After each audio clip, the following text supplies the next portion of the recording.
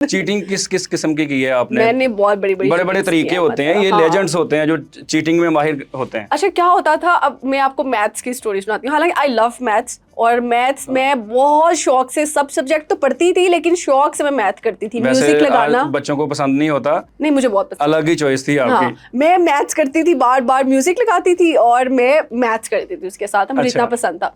लेकिन मसले थे ना, मसले वो आई थिंक 10th में होते हैं, मसला फिसागोरस, वो मसले होते हैं, हाँ 10th में होते हैं। मसला ए पार्ट बी पार्ट, ये वाला मसला। हाँ तो वो मेरी बहन अलीशा, उसका मैं नाम लाजमी लेना चाहूँगी क्योंकि उसकी वजह से मैं पास होती आई हूँ। इसलिए अभी तो है वो इंग्लैंड होती हैं। तो बात ये है कि उसने मुझे बोला कि सज्जन बाकी तो मैंने याद किए हुए हैं फार्मूलाज ये वो, तुम ऐसा करो मसले याद कर लो। अच्छा। मैंने कहा यार कल पेपर है बोर्ड का और ये उम्र में मुझे मसलों में उलझा रही हो। ये मुझे इतने उससे भी बड़े मसले में डाल रही है कि तुम याद कर लो।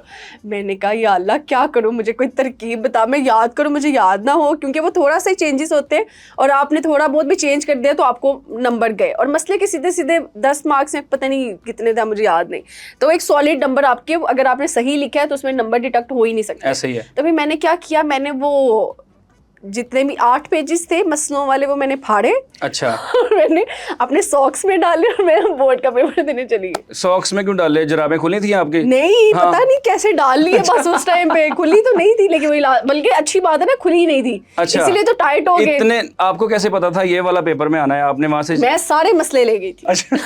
कोई मसला आपने छोड़ा नहीं? कोई मसला नहीं छोड़ा, लेकिन वो उससे बड़ा मसला हो सकता था अगर मैं वहां पे पकड़ी जाती। तो मैंने कहा यार अल्लाह ताला प्लीज आज बचा लेना, मुड़ के मैं चीटिंग नहीं करूंगी। और ना अब मैंने निशानियां रखी हुई थी कि मसला ये वाला आएगा तो ये पेपर यहाँ से मैं निकाल लूंगी इस तरह से।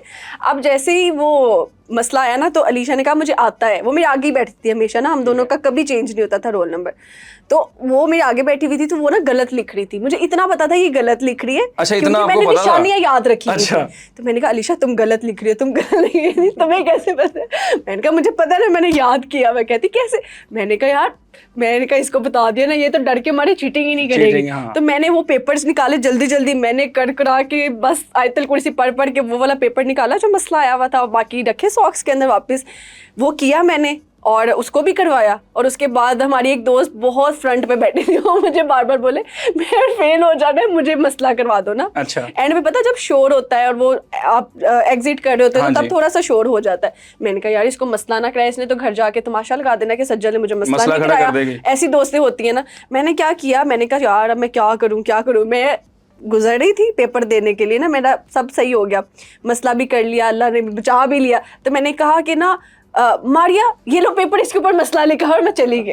और जो पेपर था ना मसले वाला उसने क्या किया, अपना पेपर भी दिया ही और मसले वाला पेपर भी साथ दे। उसको इतना डर लगा और वो पता नहीं बेचारी फिर उसकी सप्ली तो तब आप पकड़ी नहीं गई? नहीं मैं पकड़ी। तो ये इतने साल पहले कि आपने चीटिंग की, आज आपने एतराफ़ किया है। जी बिल्कुल। वो आज वो आपके टीचर्स जो हैं उनको पता चल गया होगा कि इसने तो मसला देख के लिखा था। हाँ पता लग गया होगा।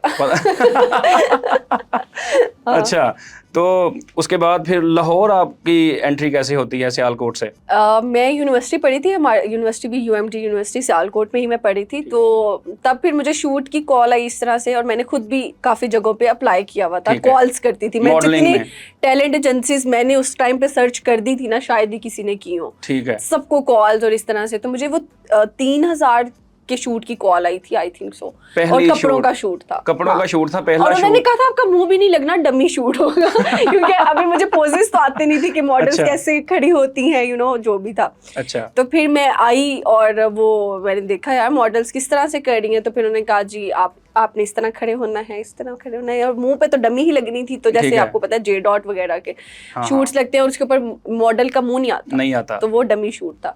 तो वो मैंने करना शुरू किया, फिर 5000 तक आ गई थी मैं। फिर आप तो कसमें खाती होंगी, अल्लाह दी कसमें मैं वहां दे विच पमा मेरी शक्ल नहीं है। नहीं मुझे पता नहीं था ना वो कहाँ लग रहा है, क्योंकि वो ज्यादातर कैटलॉग शूट्स होते थे। अच्छा। हाँ, तो उसमें मेरी पोजिंग बेहतर हो गई, तो मुझे लगता है कि डमी शूट्स बेहतर होते हैं आपको सीखने के लिए आपकी ट्रेनिंग साथ साथ चल रही थी। तो फिर वो मैं उधर से करते करते फिर हमने वेब चैनल बनाया और फिर हम इंटरव्यूज की तरफ